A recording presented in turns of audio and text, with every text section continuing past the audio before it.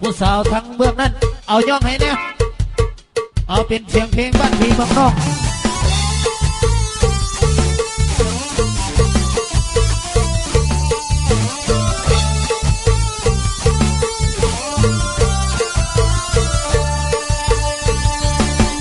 ดวงตาของฉันมันมืดมิดแต่ชีวิตฉันยังไม่มืดลงแต่ความรักยังเคยมีมั่นคงแต่ร่างกายไม่หวนกลับคืนมาออกจำไปบนทางที่หิวโซไม่รู้คืนรู้วันเวลาพอเศษเงินเศษทานผู้ผ่านมาจึงเมตตากันบาเป็นทาง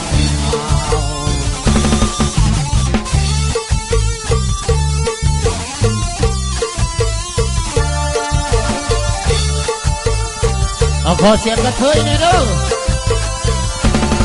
อยู่ในโลกความมืดอันลึกล้ำคงสะดำรับกายแต่สามเมียงจะมองหามองเห็นก็เป็นเพียง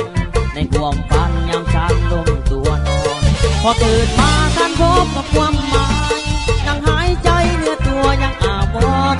ยังมีวันเห็นดวงตะวันนอนจะมัวนอนอีกเมื่อดูทำไม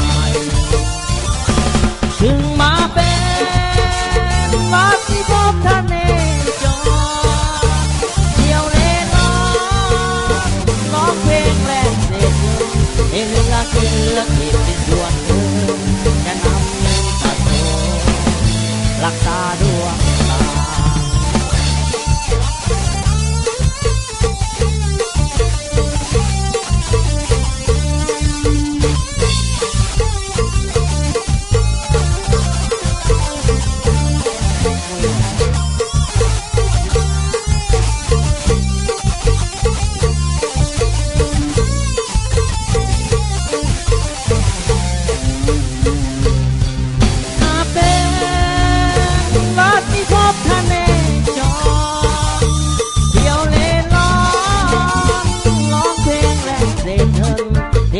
กินเลือกเองเป็นส่วนเกินจะนำเงินจากโต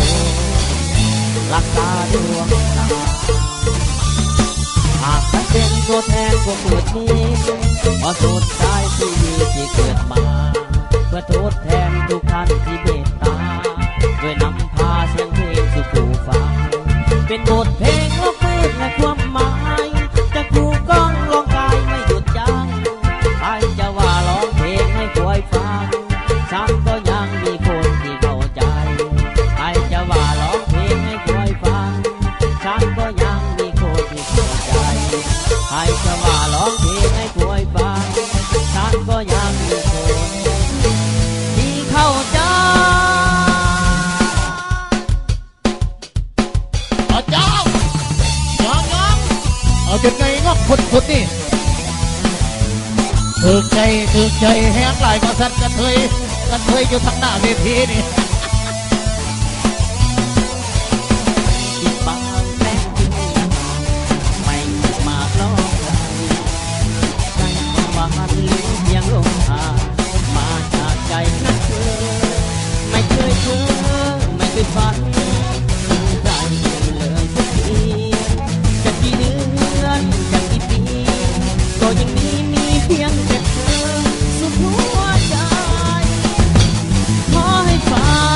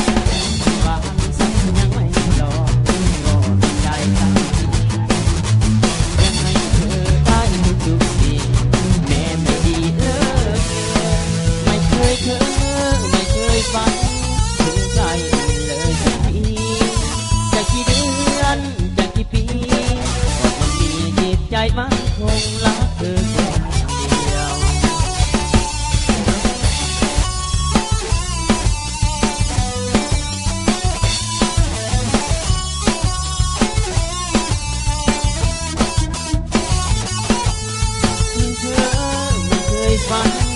มีใครอื่นเลยสักทีจากกี่เดือนจากกี่ปีก็ยังมีเพียงแต่เธอสุดหัวใจ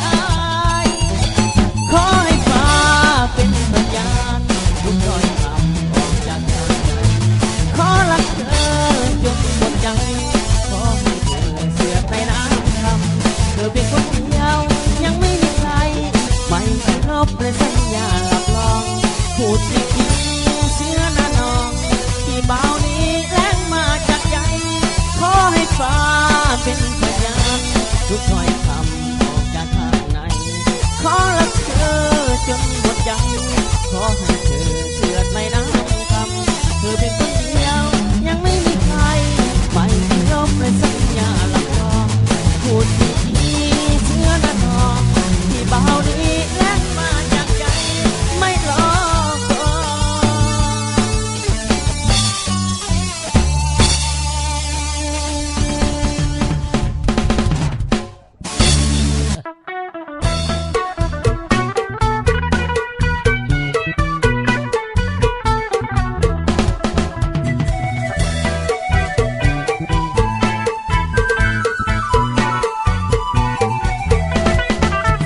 สุขสาวแววดังสถานี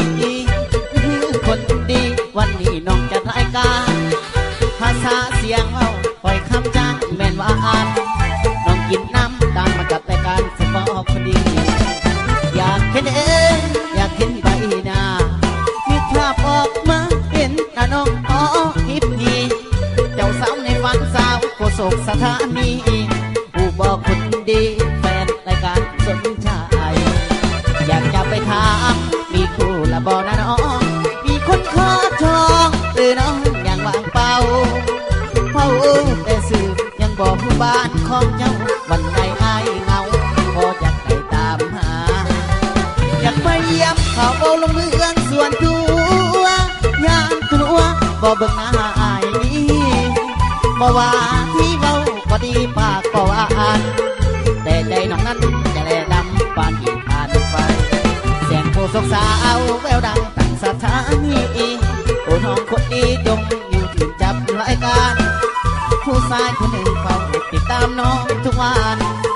แต่เขาก็ฝันอยากพบน้องเรื่องส่วนตัว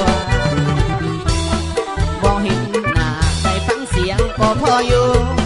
บ่เห็นหน้าได้ฟังเสียงก็พออยู่เปิดวิทยุภาพคืนฟังน้องปล่อยเพลงดังเป็นจักมันวันเสียงโคตรโศกหวานจะโฟกัสใจมวนลายเดเสียงเจ้าวาสนาอายยังปิดอีกพัดเท่าขาดทายมาอีจันบ่ได้ที่สองบ่ได้แต่นางเฮียเปรียบทั้งอายหมายหักสับโคโศกอยากไปฟังแต่ทางเสียงโอ้เป็นเธอเหม็นเขาผู้หนึ่ง